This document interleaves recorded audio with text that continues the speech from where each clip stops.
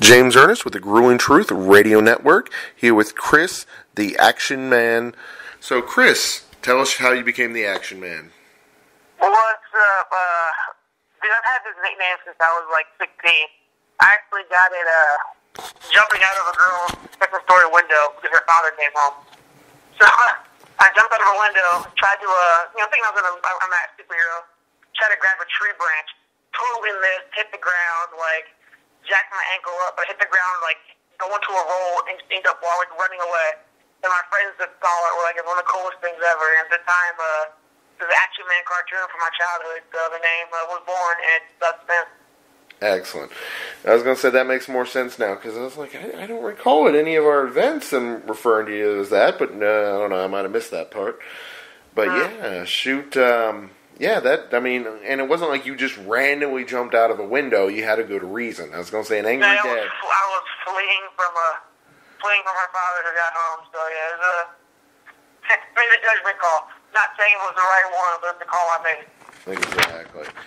So let's see. Looking at your record so far, which has been quite impressive, 15-5.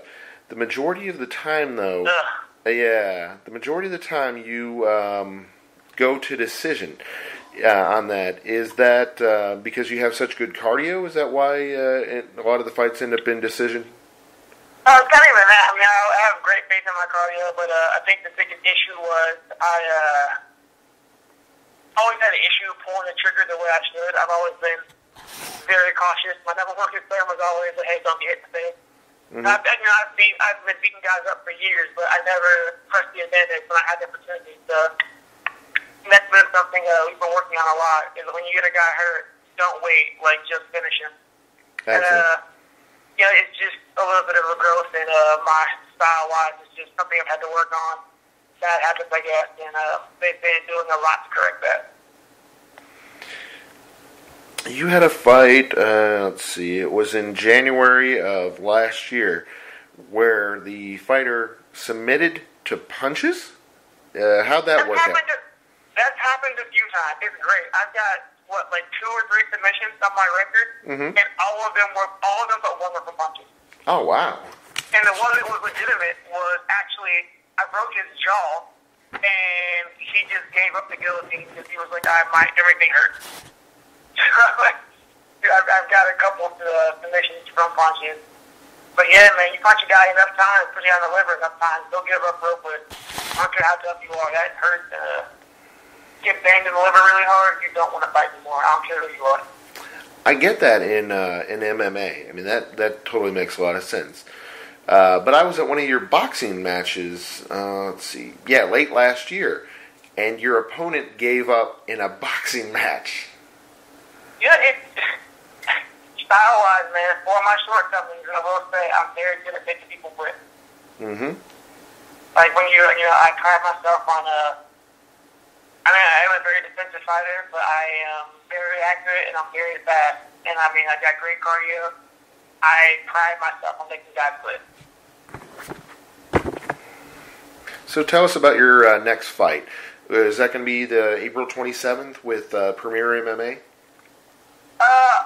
We're thinking that's going to be where I'm going to be next. I'm not sure. I'm actually discussing taking a boxing match right now, so we're working on that. Oh, nice. But, so I'm going to be boxing in a few weeks. We're still trying to hash out the details.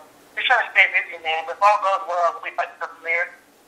And that's very good. I don't get to fight at home very often, so it's kind of exciting for me. So how'd you get started fighting?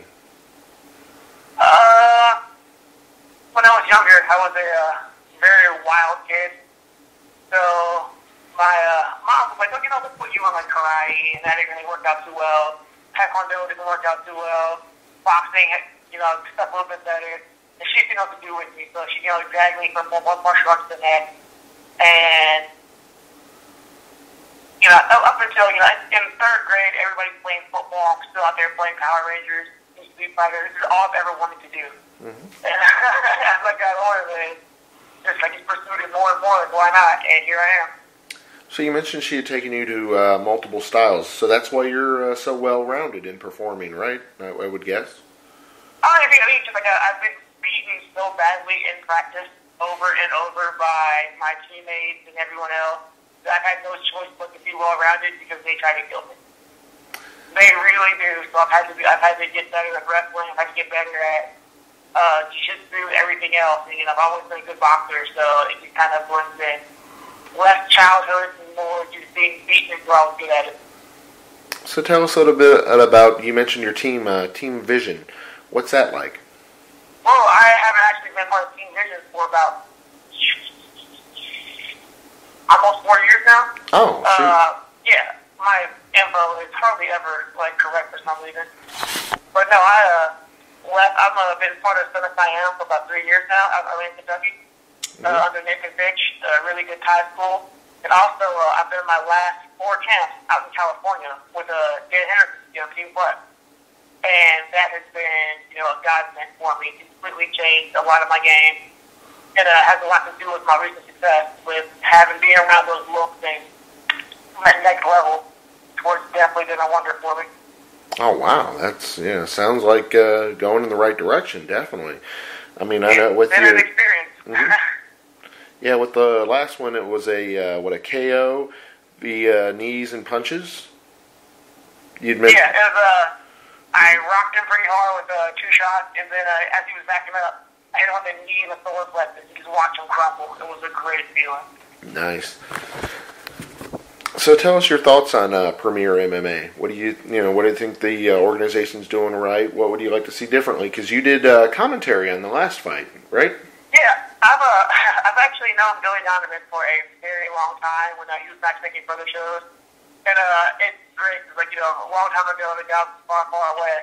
I did not like Billy Donovan at all, but as I've grown older and matured, he's actually become a really good friend, and it's kind of nice to see him step out onto his own. And he's always had lots of big ideas, but he wasn't in a position to make the calls on it.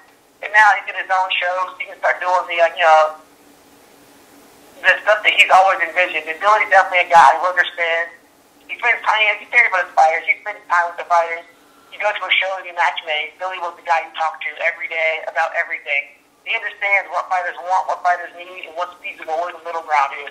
So I'm really excited to see how he's making a very fighter-friendly show, which is not just, you sell tickets, you get on, but, there's good competition, good matchups, but also a very fighter-friendly environment, which is really hard to come by these days. Exactly. So, mine had always been smooth sailing with the Absolute action, but it sounds like he really learned a lot from that and is utilizing his ideals and implementing them to make everything better for the fighters and the fans. Man, look at it. It's great. He got a Spectrum TV deal. That's huge. No one locally has ever achieved anything like that. And it's a big step for him, but it's stuff he's talked about for a long time. Mm-hmm. And now he's finally able to, implement these ideas and everything. I think I have high hopes for him. I'm very excited for him. I think he's going to do phenomenally. I agree with you. I think bright future there. And then he has talked about championship belts and doing some type of tournament. Obviously, you'd be interested in participating in something like that, I would assume. Dude, I am down to fight whoever, whatever. I'm feeling good. I have not injured. I'm trying to stay so busy this year. So, man, if we can get a tournament, I would love to be the first, area tournament winner. That'd be awesome. Nice. No one's really done a true, professional tournament, and I don't know how long, especially locally. I can't wait. So, tell us about your time with Ultimate Fighter. Or the rumors of Ultimate Fighter, my bad. Let me say it correctly, because I've heard rumors that there's potential there for you. Well, there's I went down for the Ultimate Fighter before, and it just completely went. I went through the tryouts, I crushed my tryouts, crushed my interviews, said we love you, and then they canceled my season after I made it on. They canceled the 170 season.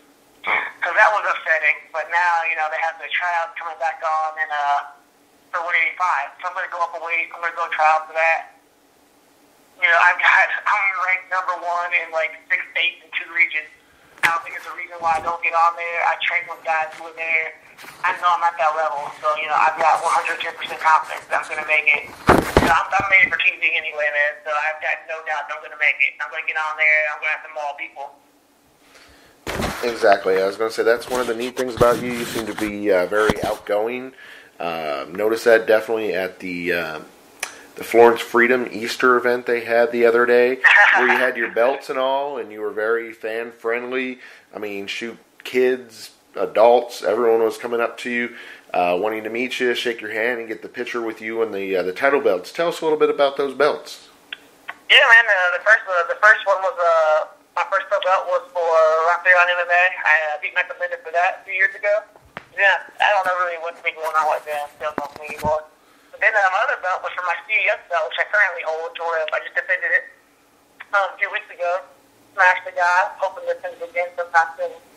But I mean, I take it seriously, man. This is my full-time job. I get up in the morning, I train, I come home, I take a nap, I go train again, 3 times a day.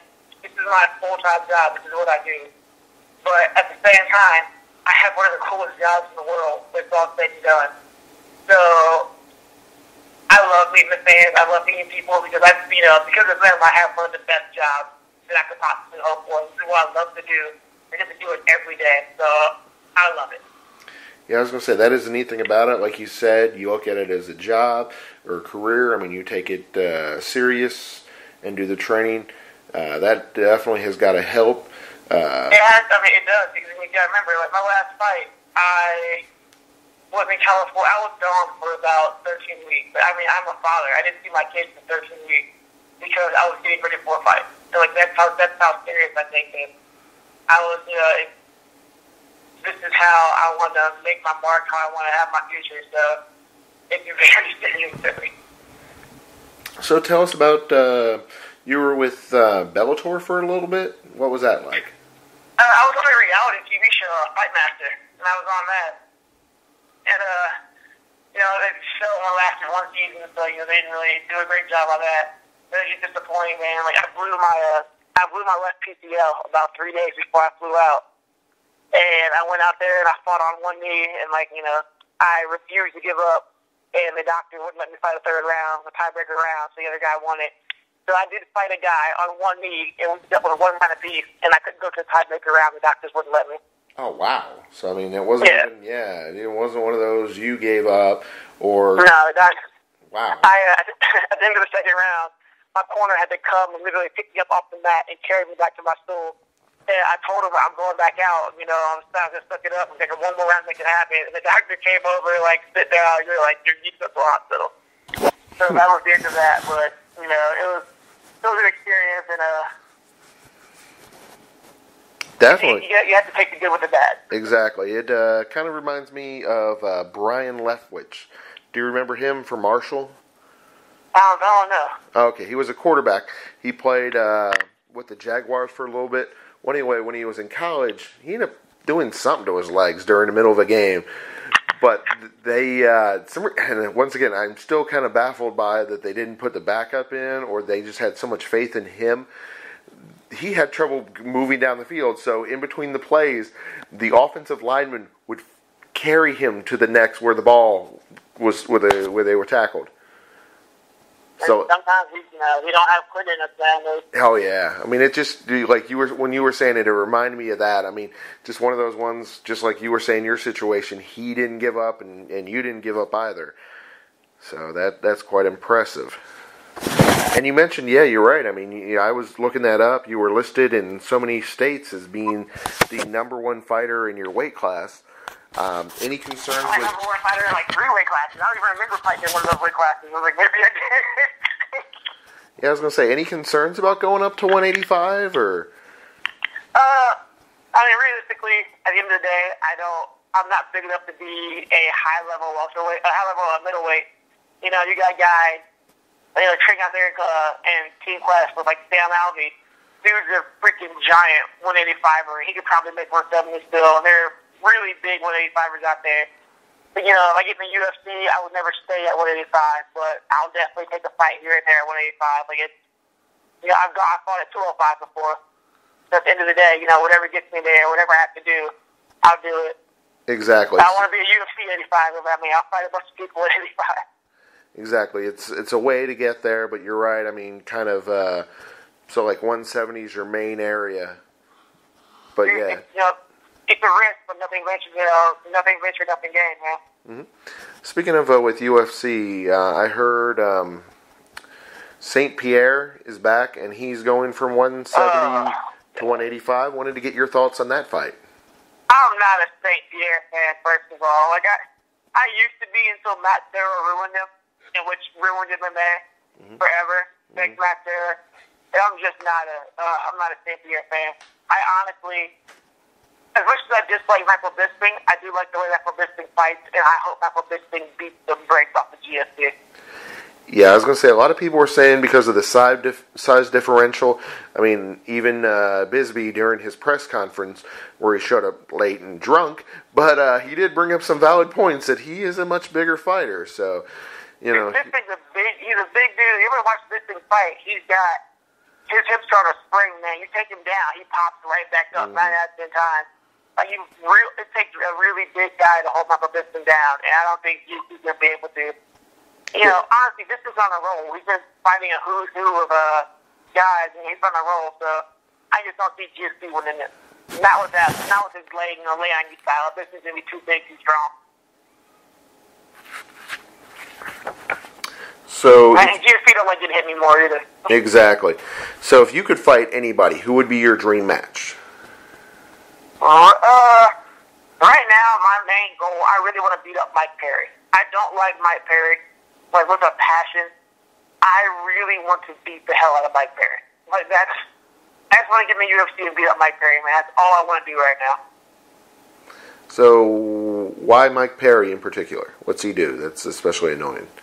He's just the, stereotypical, Jersey, slick back, Jersey. He's everything I hate in people. He's a loudmouth. He talks trash. My thing is, he's like, I box so well, you don't box well. You're just a meathead who can punch. But I hate the guy. Like, everything about him rubs me the wrong way. And then, Still Malby's probably the most chill dude you ever meet. And, he was, he's just disrespecting my boy. I'm just like, dude, I'll beat Sam is a nice guy. He won't say anything. He's a nice dude to me. I'm like, I'm not Sam. I'll beat the hell out of you.